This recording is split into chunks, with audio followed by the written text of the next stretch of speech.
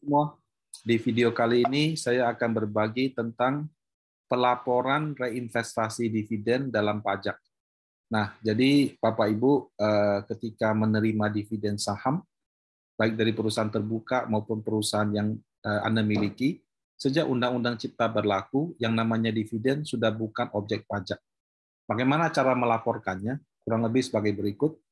Pertama-tama Anda masuk dulu ke website DJP Online Pajak, ya, Anda login. Kemudian di pilihan profile, Anda klik aktivasi fitur, pilih e-reporting investasi. Ya, jadi ini diklik. Nah, setelah klik e-reporting investasi, langkah berikutnya Anda ke layanan. Di layanan nanti akan muncul tab ini, investasi reporting. Ya, jadi kita klik.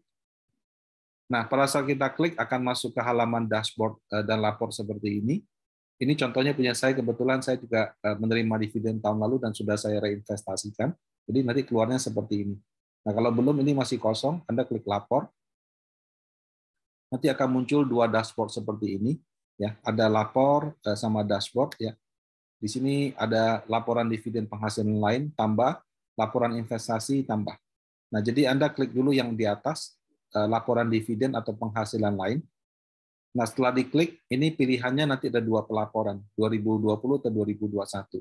Yang 2020 sudah terlambat, karena maksimal direinvestasikan itu Maret 2021. Kalau sekarang kan sudah lewat ya 2022. Jadi pilihannya itu yang 2021. Karena maksimum reinvestasi adalah di 31 Maret 2022. Jenis penghasilannya ada beberapa. Dividen dari dalam negeri, TBK maupun tidak TBK. Dividen dari luar negeri, saham di bursa efek. Jadi kalau Anda beli saham Google, Facebook, mungkin saham Amazon, Alibaba, dan sebagainya, selama mereka perusahaan TBK dan bagi dividen, dividennya itu direinvestasikan di dalam negeri jadi bukan objek pajak. Ini sudah penghematan luar biasa. Karena kalau dengan peraturan yang dulu itu bisa kena sampai 30%, kalau yang sekarang bisa 35%. Nah, dengan mereinvestasikan dividennya jadi 0%.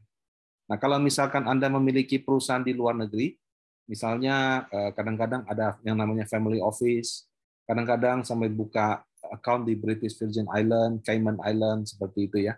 Nah, itu dikategorikan sebagai perusahaan yang non-TBK. Nah, dividen dari perusahaan non-TBK tersebut itu juga bisa menjadi bukan objek pajak dengan catatan direinvestasikan ke dalam negeri. Ya, kemudian ada syarat, dia punya dividen payout ratio minimal 30%. Jadi pembagian dividen tersebut harus ada kayak semacam RUPS-nya yang menyatakan bahwa dividen payout ratio-nya 30%. Jadi contoh labanya $1 juta yang dibagikan 300.000 atau 500.000. Penghasilan setelah pajak dari luar negeri. Jadi kalau Anda memiliki penghasilan setelah pajak dari luar negeri, tapi dalam kurung badan usaha tetap. Kemudian yang kedua, penghasilan dari luar negeri non badan usaha tetap. Ini terus terang saya kurang begitu mengerti maksudnya, tapi mungkin ya, sekali lagi mungkin bisa konfirmasi dengan pajak. Misalkan Anda punya properti di luar negeri, propertinya Anda sewakan misalnya. Nah, kemudian sewanya tersebut Anda tarik ke dalam negeri, mungkin masuk kategori yang non-BUT. Sementara kalau setelah pajak dari BUT, mungkin Anda memiliki suatu usaha di luar negeri, dan usaha tersebut memberikan penghasilan. Yang ini saya terus terang masih kurang begitu jelas. Jadi bisa tanya ke konsultan pajak atau ke petugas pajaknya langsung. Nah, kalau untuk ini kita pilih dividen dari dalam negeri. Misalnya saya berinvestasi di saham Bank BCA, terima dividen. Yang kita input di sini adalah payment date. Kadang-kadang dividen itu ada cum date, ex date, recording date, payment date gitu ya. Kita patokannya dividennya masuk ke rekening RDN. Jadi kalau kebetulan ada yang cum date-nya misalnya Desember, payment date-nya Januari, berarti patokannya kita terimanya Januari tahun berikutnya. Nah, nilai dividen yang dibagikan berapa? Contoh 10 juta, yang ada reinvestasikan berapa? Kalau misalnya ada input sini 10 juta, ini 8 juta, berarti 2 jutanya itu akan menjadi objek pajak PPh final 10%. Tapi kalau Anda input 10 dan 10, berarti itu sudah oke. Contoh ya, kita terima dividen dari BBCA, ini hanya sekedar contoh aja. Anda lapor, gitu ya. Nah, kemudian Anda setelah lapor ya, di pilihan ini kan tadi ada yang laporan investasi. Setelah itu Anda klik, ya akan muncul kurang lebih bentuknya seperti ini.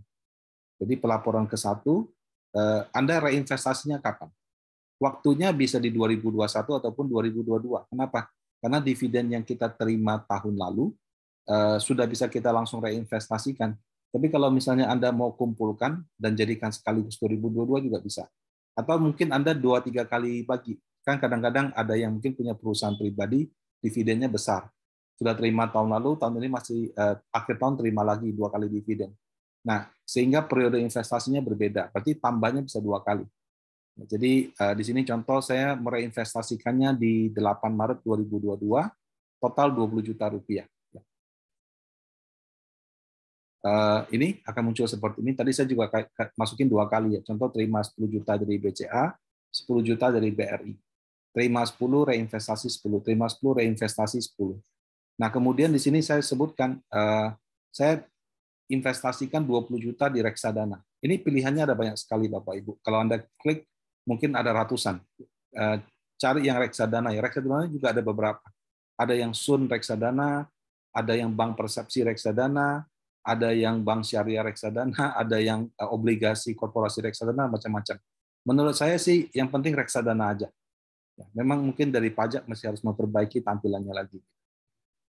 Nah, kalau ini sudah semua, Anda memasukkan dividen yang Anda terima, kemudian yang juga reinvestasi di mana, Anda klik submit. Kalau sudah submit, nanti akan muncul laporan seperti ini.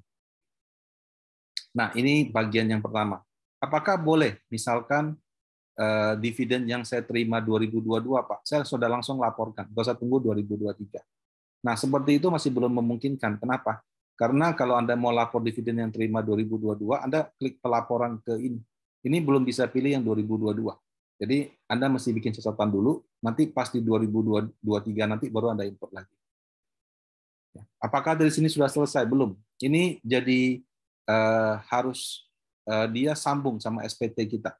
Jadi melaporkan dividen sama melaporkan SPT itu 2 kali pelaporan.